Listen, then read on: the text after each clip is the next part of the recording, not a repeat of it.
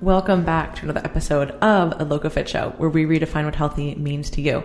I'm your host, Laurin, and this week I'm joined by Rick, our team mental health counselor, to talk about where negative thoughts come from. And if you guys know me, you know I'm so excited for this one. As someone who has very much dealt with a lot of negative thoughts, a lot of negative self-talk and belief over the years, work very, very hard on this. It's like a constant work in progress. And I just think that there are certain people, who are just going to be wired a little bit different, and it's just kind of it's not a bad thing. It's just the reality for certain people. Some people are going to deal with this maybe more than others. And it's just about, okay, how can we challenge that and actually, again, root into reality of, okay, maybe there are certainly negative things about us as individuals, but how do we work through this in a maybe not so crippling way? Yeah, understanding where negative thoughts come from is paramount to understanding your own mental health. But also understanding that every single person deals with this. Every person. No, I've never met any person other than perhaps true narcissists that don't have a negative thought about themselves or a negative belief about themselves. I think where this has such power in it is, and we'll get to this, is when you can start to recognize what core belief your negative thoughts are tied to. And now you have like the awareness of it, so now you have the ability to start to fight against it. Whereas in many ways, this is very much like kind of a unconscious or subconscious reaction that most people have. And they think things about themselves and they're totally unaware of it. They're unaware of how these thoughts and these beliefs affect their day-to-day life and affect how they respond or behave or interact with people. And so having, an understanding of what your core belief system is and how it gets created and shaped within you gives you more of a map and a guide to being a healthier, more productive, more effective person. So let's kind of get into like how negative thoughts get created. And so what ends up happening is, one of the ways that I like to describe this to people is I'll ask them, I'll say like, all right, I want you to picture holding a newborn baby in your hands, right? Like everybody has seen one, whether it's your child or somebody else's. And I'm immediately sweating. I know. Because Lauren's like, oh my God, I have to hold a child. What does this mean? This is the worst visual. I'm so nervous right now. But I want you to picture that baby and what that baby thinks about itself. And that baby doesn't think anything about itself. That baby doesn't have a thought in its mind. That infant child that was just brought into this world that's a day or two or three or a week old doesn't think anything. It just exists. It exists in a space where it's like all it can do is cry and like sleep. That's it. And it cries for everything. It cries for food. It cries if it's wet and all those things. And so that baby has no thoughts about itself. And so eventually what ends up happening is the environment around that child starts to shape what that child thinks about themselves. And so your core belief system about who you are and your space in this world is shaped early in childhood. And if it's not in early childhood, it's usually in adolescence as well, where we start to receive these messages. And so, sorry for anybody who's maybe curious on the age, like what is an age range? Like well, operationally, what does that mean? You've pretty much like most people would say by about 12, you're done. Like you are who you are. You're going to have life experiences that are going to shape. You're going to have life experiences that are going to continue to shape you. Like I'm not saying that like in your teenage years, but like for the most part, parenting is, in terms of your personality and your ability to listen and follow instructions and things like that, like the 0 through 12 are the most important years. In fact, some psychologists will tell you that like 0 to 4 is the most critical ages for child development, because that's when so much of their needs have to be met consistently, regularly with parents involved in their life. That if they don't have that, you're playing catch up, and it's difficult to make up that ground that you miss in that 0 to 4 range. Like that's so important, those first few years of a child's life. And that's why I'm saying right? Like some of that you're like, even if you have a 4-year-old in your life, like you realize how susceptible to the environment that they are. And if they don't have decent parents or a loving environment, and I'm not talking about, somebody who you have to make like $1 million a year. I'm not talking about money or their ability. Obviously, if they're living in poverty, that's a slightly different environmental factor. But without that extreme, we're talking about parents that are present in their kids' lives. And not just present as in I maintain a physical presence, but an emotional presence, a psychological presence. How am I responding to their needs? Are they safe, right? Is the child being given opportunities to explore safely, right? And are I encouraging them? Am I supportive of them? Am I giving them rules? Am I giving them discipline? Mm-hmm. Like, how am I shaping their mind into society? Like, am I taking their negative behaviors and am I shaping them? And so how you receive these messages from your parents and the environment around you determines a great deal about your core beliefs, okay? And so we're going to get into a variety of core beliefs, but the 3 most common core beliefs that people will have is I'm helpless, I'm worthless, or I'm unlovable, okay? And those are the core 3. Like if you were to look at like CBT or REBT, those would be the basic 3 core beliefs, but there's other belief systems that revolve around defectiveness, entitlement, abandonment, there's helplessness, responsibility, and unlovable. Okay, so we'll get into some of the specific thoughts that surround each of those, so that people can will hear these things and you'll be like, oh, I've said that to myself a lot. Like you start honing in on it. And I'm going to give you guys a skill called downward arrowing that'll teach you how to recognize what your automatic thoughts are and track that down to what the core belief might be. Okay, so contributing factors include like significant life events, people, biological vulnerability. Negative core beliefs have served as like functional purpose, but they're no longer valid. Mm-hmm. Okay, so the best way to describe a core belief for me is like I kind of call it like reverse delusional thinking, right? So what is delusional thinking? Like we would consider somebody delusional if they maintain a belief in spite of conflicting or contrary evidence to disregard that belief. Like for example, if I were to say to you, Laurin, I'm the wealthiest person in the world. Like I have the most money. I am incredibly rich. And I believe that. But you're like, Rick, actually, here's your bank statement.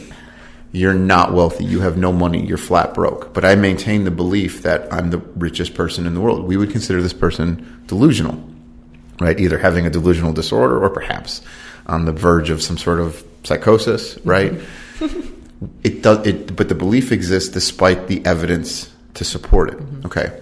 So negative core beliefs are belief systems that we've been maintaining about ourselves, but like we refuse to see the conflicting evidence to support the opposite view of it. So if I think that I'm worthless, there's times where I will find, and we work with clients and it's like, yeah, but you're not worthless. Like, let's look at these examples. Mm-hmm. But then we disregard those examples of situations where I was worthwhile, where I do have meaning, where I do have purpose and value in this world. And so it's a belief system that is rooted almost in who we are, which is why it can become very difficult in a lifelong process of like identifying it and challenging it and disputing it over and over and over again in your mind. Is that?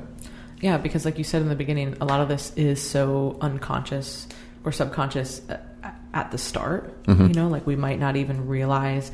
It's like, oh, why do I fall into the same pattern all the time? Or why do I attract the same people? Or why does this keep happening? Mm-hmm. And it's like, okay, well, there is a reason, Mm-hmm. But a lot of times that reason is still buried in our subconscious until we actually recognize it. Yes. And then it's not just identifying it. Then the real work is, okay, well, how do I stop these thoughts? You know what I mean? Like identifying it's cool. Mm-hmm. Like check, like we got this. But now how do we overcome that? And like you said, it can be a very consistent process, especially of course, if someone has been dealing with either a really large like magnitude of negativity or mm-hmm. they've just been dealing with it for so long that it's like, okay, well, this is going to take a lot longer to overcome this versus, oh, I've had a few hard years versus, well, the past 30 years right. I've pretty much thought this. Exactly. And so negative core beliefs to build off of that tend to be reinforced by supporting information mm-hmm. while disregarding contrary evidence, right? And so what I mean by that is your core beliefs are reinforced and validated through patterns of negative automatic thoughts, negative emotions, and just unhealthy behaviors, right? So if I'm worthless and I think that I'm worthless and I see no value in myself, oftentimes I behave in ways that reinforce that feeling of worthlessness. And at the same time, if somebody tries to highlight points in my life where I wasn't worthless, I kind of disregard those as like flukes, one-offs, or that didn't mean anything, because my overwhelming sense of who I am is in this space of I'm worthless and I don't have any value. And so it's kind of like, it's very much kind of like an all or nothing thinking, right? Like I give you a test, you take the test and you get a 95. You're like, oh, that's great. But where's the 5% that I got? And so you're like, you can't be happy with getting an A. You're like, I got 5% of this test was wrong. Like, I want to know that part. And it's like, well, what about all these other examples of what you did really well? And it's like, oh, that doesn't matter. I only want to focus on the things that I did wrong. And that's kind of the process of where core beliefs have their kind of foothold in us. So there's a lot of different ways in various like kind of Socratic techniques to help people overcome those things. Like those things, I mean like the automatic thoughts and the negative emotions that come from that and challenging your core beliefs. But positive core beliefs can be used to modify negative ones. And we reinforce the new belief system and create more adaptive type behaviors. Give a good overview? Yeah, that makes sense. Okay. So that's like one of the ways of working through it is basically to replace it with maybe not necessarily like would it be like the total like the contrary to it, or would it just be something else that's positive? Well, it's like, oh, I'm worthless. Is it no, I am worthy, or is it I'm worthless and then okay, let's focus on another positive aspect, or it could be both, of course. But what I try to do is start to find examples from the person's life, like, okay, I'm unlovable. I'll always be alone. No one likes me. It's like, okay, tell me about your friends, and they're like, oh, so-and-so or Laurin. And we start talking about, it's like, okay, so people do like you, actually. Yeah. Right? Or tell me about your boyfriend or tell me about your girlfriend. And it's like, okay, and they're doing this. And it's like, well, have they ever done anything nice for you? Is there anything that like they did that you felt great about? It's like, okay, so this is an example of that person loving you. Right? And so what you start to do is you start to really highlight these kind of the contrary examples and evidence that exist in their life that they don't and have been overlooking and minimizing and not recognizing or acknowledging within themselves. And that's the center point to doing it. Like, this isn't just because I became aware of what my core belief is, now suddenly it's going to change. This, just like anything else, it takes practice. It takes your commitment to recognizing, oh, this is my core belief and it's showing up. I'm allowing this to affect this relationship. I'm allowing this to impact my work. I'm allowing this to impact the way I approach the gym and my health and my body, right? If I feel like I'm worthless, why would I go to the gym? I have no value. But like sometimes like discipline is an excellent form of self-love and demonstrating self-worth to yourself. Say that again. Say that louder. But literally, that is such a great point that I think a lot of people, especially when they are, if let's say we're rooting this back to maybe, a lot of times people do tie, whether people want to believe this or not, or think it's a good thing, we do tie a lot of ourselves to how can I take care of myself, you know what I mean? And it's not even necessarily like the gym, I need to have a six-pack, otherwise I'm worthless. Clearly there are people who do think that way. That's obviously an extreme, but there are plenty of people who do feel that way. But just even in general, when someone wants to make a physical change, and progress is maybe taking a little bit longer, what I find is that a lot of people will revert back to that. Well, what's the point? Who cares? Like, I am worthless, or I'm not capable of making this change. And instead it's like, okay, having that discipline to say, okay, maybe I'm not where I'm at, where I want to be right now, but if I consistently do this behavior and I consistently show up for myself over and over and over again, that's actually how I'm going to build self-confidence and worthiness in myself. Because even if it's not necessarily just a physical result, it's the byproduct of saying I'm going to do something and then actually doing it. And I think that is so powerful, and people really underappreciate how important that is.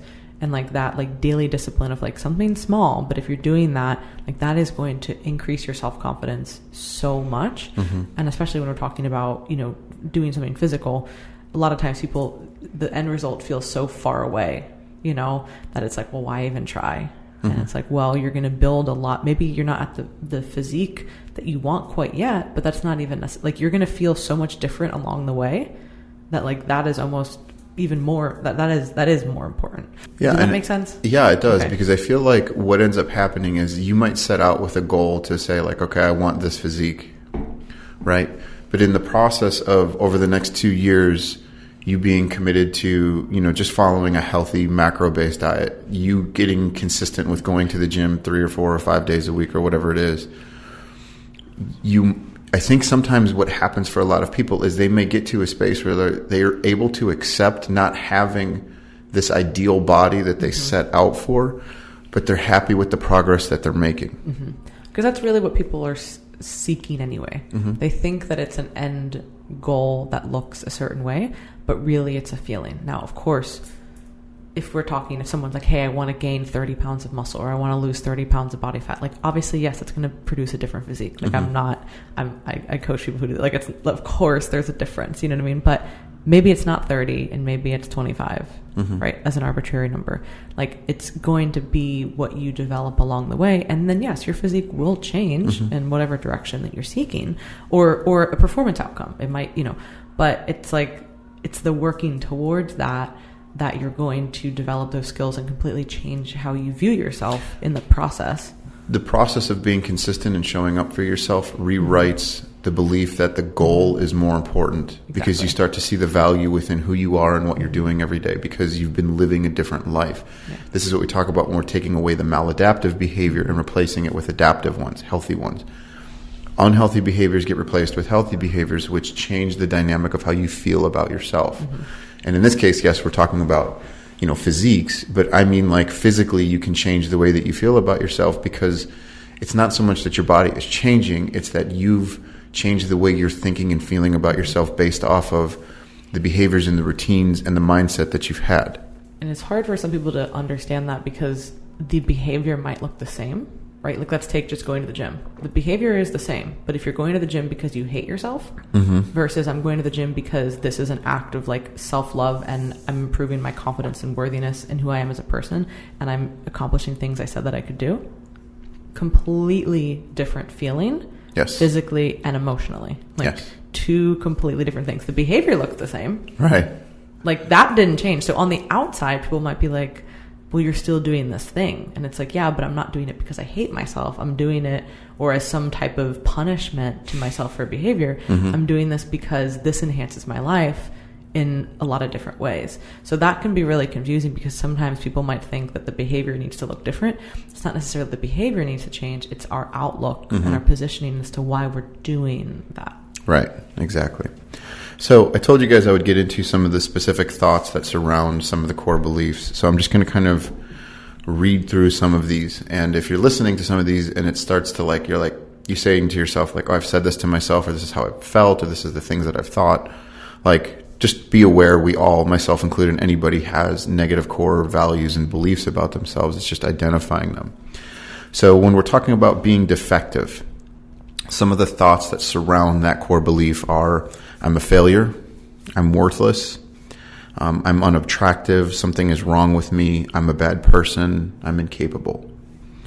When we talk about somebody who's unlovable, some of the thoughts that surround that would be, I don't matter, I'm unwanted, I'm alone, I will be rejected, I'm unlikable.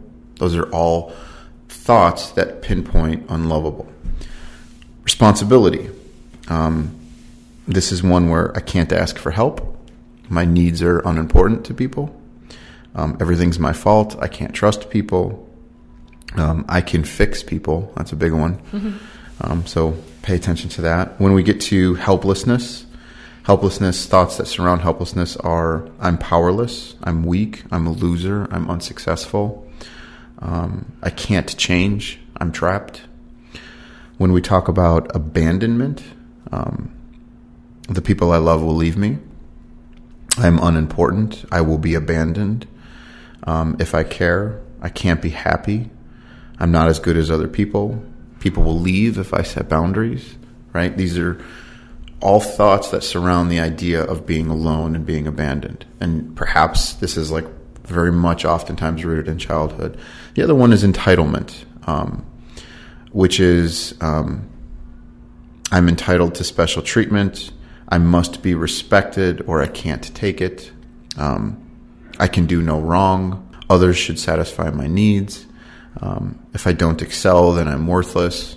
Things like that. So what you can do is you start to identify you learn what the core beliefs are, and then you start to identify like what were the thoughts that I've said about myself over and over again. And if I didn't read the lists in their entirety, but you start to recognize like, I know for me, I've read this enough to where I'm like, oh, I've said this before about myself. Like I've thought that plenty of times, and so what you start to recognize is you don't just have one core belief, you have a couple sometimes. I was going to say, is it what's most common? Like, is it typically like people will have, and again, this is just generalizing, but like, is it common to have like, okay, I fit within two of these categories, or like usually two, okay, three, maybe, like it's unfortunate, but it's the truth. And for most people, it's a sense of defectiveness and a sense of unlovability. And what you'll hear a lot is, I don't matter, or I'm not good enough, right? Like, for example,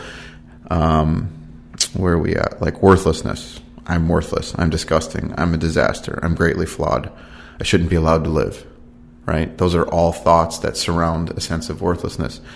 I think everybody at some point in their life has probably said or felt worthless, right? And it's not necessarily that that's your core belief, but like, is this a repeating automatic thought? Yeah, and there's going to be, like we talk about the negative emotions, there's transient negative emotions, right? Like I'm having anxious behavior, or I'm having anxiety versus, anxiety disorder, right? Correct. Or like I'm having depressive thoughts, maybe some of the symptoms, but maybe it's not depression, right? So you could certainly have some of these things, and we all go through periods where we felt probably everything on that list, at different times. But okay, is that just because it's situational, or is that, wow, okay, when I really reflect on this, like a lot of the roots of my issues come back to these two things. And that's going to be probably the biggest difference. And is that what you're going to go over next, like how to figure that out? Yeah. So I'm going to teach you. What a good. Yeah. Great. Look at me. 300 episodes. Only took 50 podcasts to get into that More space. than that. Well, for you and I think we are, around 50, probably? I don't know. Who knows? I have to go back through from episode, 32? Oh my God, I have no idea. What number are we on? What day it is. Episode 32, my ass. Like, remember that? I remember that very first podcast in your kitchen. Of course. You'll never let me live that down until the day I fucking die. No, it's saved on my favorites. So, what is downward arrowing and how does it work? And so, what downward arrowing is, and what you'll do with people, is you'll start to identify the automatic thoughts that occur. Like you'll be listening to somebody tell a story about something, and if you're using this type of therapy, the person will recognize what the thought is, and they'll usually write it down like automatic thought. And then we start kind of taking that thought down each peg, and it gets to what the core belief is. So here's an example, like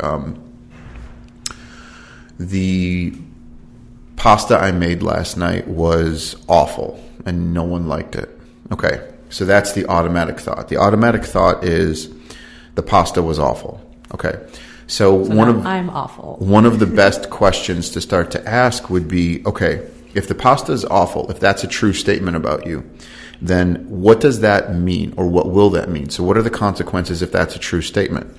And so the person says, well, if the pasta was bad, then that might mean I'm a bad cook, right? So there's the down.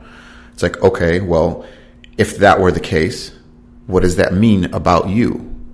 That I'm a bad father, okay? And if you're a bad father, if that's a true statement about you, what are the consequences of that?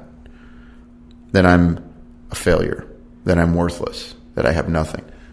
Do you see how now we've gotten to what the core belief is? Because if we go back to our belief system here, I believe one of them was, I'm a failure, I'm worthless. So we're getting to the part where they feel defective, or they feel like there's this worthlessness problem that exists within them. And so what downward arrowing teaches us, how this skill is used, is to use it in this capacity to where you can recognize what your automatic thoughts are and track them down to what the core belief is.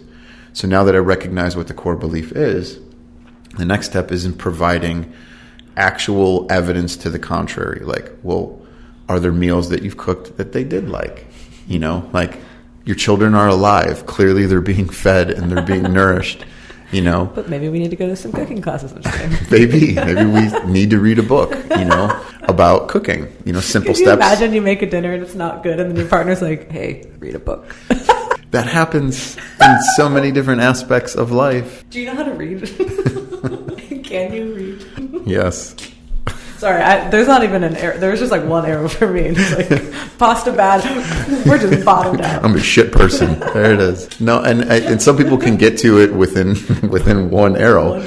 Laurin doesn't need to go down too far before she hits her belief, I guess. It's just constant. It's on the surface.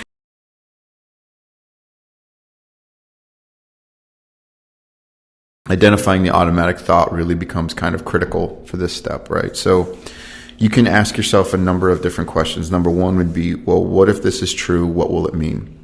The next one is like, what does this thought tell me or say about how I view the world, my friends, or my family? Mm-hmm. What is the worst thing that this thought might say? Why is it so bad? Mm-hmm. What makes it bad? What thoughts do I have about myself that would make this thought so terrible? Okay. What areas of life does your core belief not exist? Ask yourself that. That question is designed to start chipping away at the negative core belief, mm-hmm. right? Like, if you feel worthless every time you go into the gym, but you're a rock star at work, mm-hmm. right? Like, you're undervaluing your role at work because you don't have the physique, or you're not as strong, or whatever the situation is.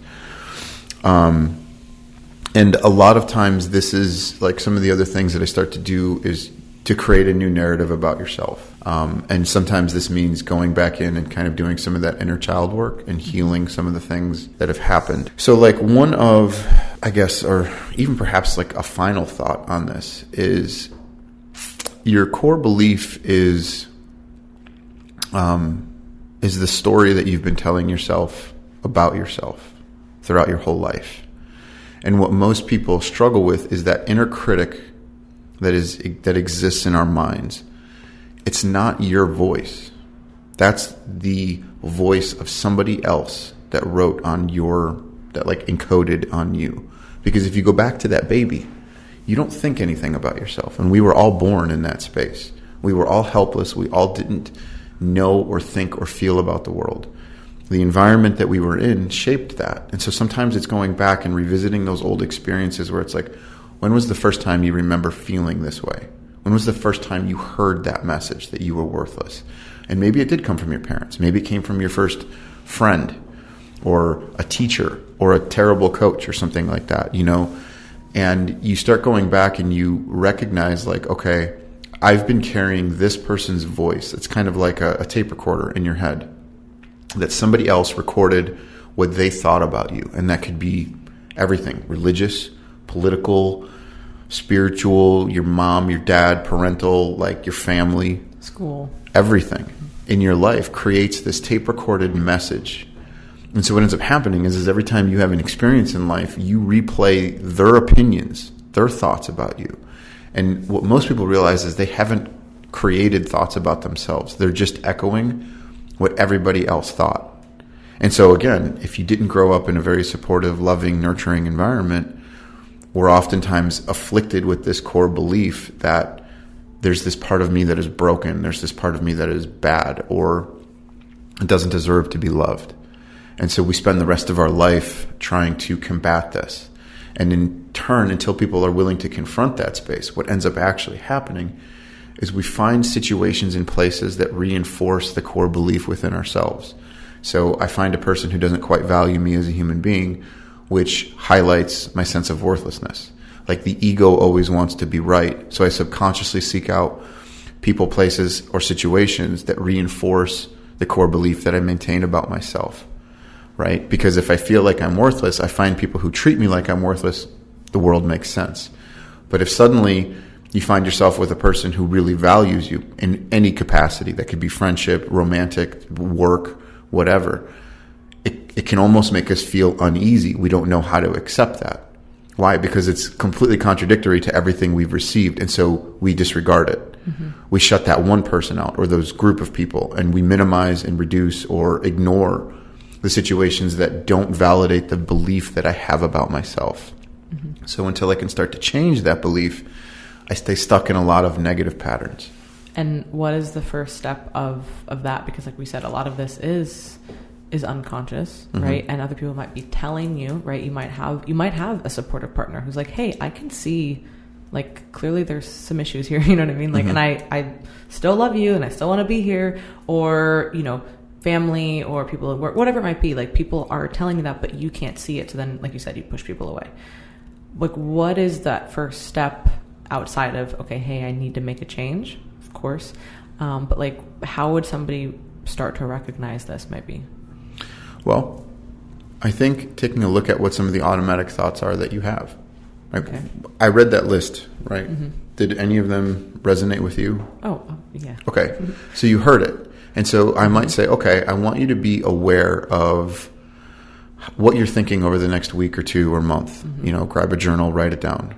Like, what are the negative thoughts that you think? Mm-hmm. You know, and perhaps what are the situations, the people, the places, the experiences that trigger you the most to feel anxiety or uncomfortable or that make you angry, mm-hmm. you know, and for what reasons. And so this is where kind of like we're taking more of an exploratory path in order to just gain some insight and wisdom. What are some things that you've felt or recognized throughout your life, right? Is it, you know, how often have you said to yourself, like, no one's going to really love me, I'm going to be alone, right? Well, it's like it's not as difficult as you think it is to recognize the thoughts if you're willing to do this work. Mm-hmm. If you don't want to confront the space, then it's very difficult to identify those things, you know, and every person's different. So some people are going to stay in these spaces the rest of their life. For some people, it doesn't affect them on the same level that it would another person. So they're not going to do this work.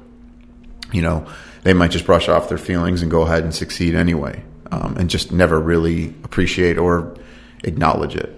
Does that make sense? Yeah. No, I just wanted to, because we touched on a lot of other great ways to handle it, but kind of that first step, which with anything, like we talk about, you have to be willing to confront this, willing to step into it, willing to do that work, which is uncomfortable. But, you know, for a lot of people, unfortunately, like you said, some people aren't really affected by it. You know, they maybe know, okay, these are maybe some bad habits, but they just kind of can work around it or create other positive coping mechanisms that kind of get them by. And then other people kind of just bottom out, or they really have a hard time with it. Or again, they kind of look up and they're like, wow, I've pushed everybody away, or this has happened. Like, maybe I need to finally address this, you know? And that's kind of usually, I feel like that's probably that first step is like, wow, everything is kind of falling apart. What do I need to do here? And then eventually you do realize a lot of it comes down to this. Yeah. And core beliefs aren't always true. Right. Now. Yeah. Sorry if I made it sound like that. More so like I can recognize them. Well, I think sometimes it takes a moment to say, like, okay, have you been living your life in a way that has displayed these, you know, has created this belief system within everybody else? Like, if you're a worthless person, or you feel like you're a worthless person, have you been behaving in ways that mimic worthlessness? And you've been treating people, you know, terribly and all this other stuff. And it's like, yes, I have. It's like, okay, it doesn't have to be true though. We can change the way that you behave, and changing the way that you behave starts to reflect a different approach, the way different people will interact with you, the way they'll feel around you, all those things. And so core beliefs can always be changed. It's just a matter of whether or not you can recognize the pattern that existed within you by recognizing some of the automatic thoughts and being able to say, like, okay, in order for me to feel differently, I've got to eventually behave differently. Mm-hmm. And without that connection, without the behavior change, it's not just thinking about myself differently and doing nothing. I have to do different things in order to create different results. Yeah.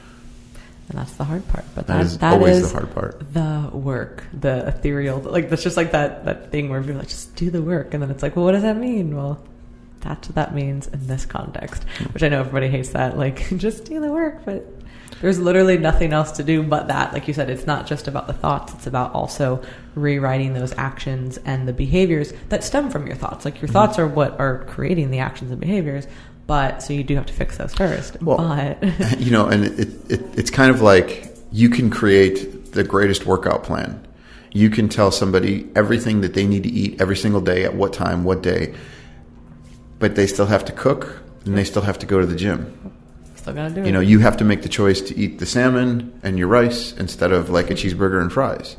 You have to make the choice to get out of bed a little earlier so that you can go to the gym and get your workout in instead of staying at home and sleeping an extra half hour or whatever it is. And so it just comes down to that space. Sometimes psychology is, to me, at times very simple, but very difficult to implement. Definitely simple, but not easy. So if you guys enjoyed this show, please share it. That is the best way we can get our message out. If you guys are interested in counseling with Rick, what is your email? FullCircleTherapyFL@gmail.com. And for all other information about coaching services and our app, you can visit teamlocofit.com. Thank you guys so much for listening, and we'll talk to you next time.